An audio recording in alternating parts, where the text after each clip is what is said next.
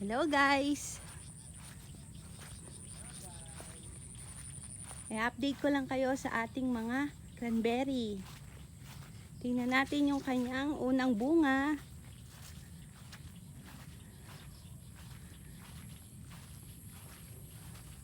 Ito na pala ang bunga ng ating cranberry. Yung nagsusolo. Ayun na siya. Ang laki-laki na niya. So ito, aantayin lang natin siya mag-ripe. Ang ripe daw niya is dark red. Ayan o, malapit na siya guys. Nag-iisa. Tapos, nakita na naman akong bulaklak. Ayan siya guys, ang bulaklak ng cranberry. Ayan. Yan yung pinakabunga niya, yung red na yun. Ayan.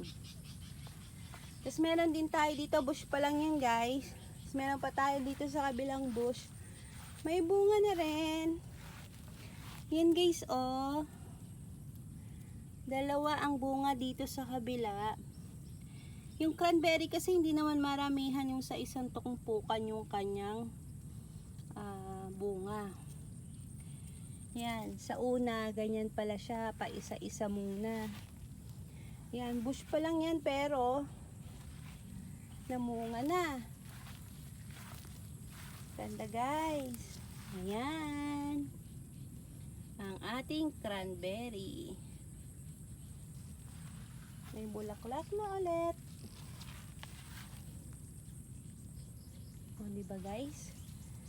5 to. Ayan o.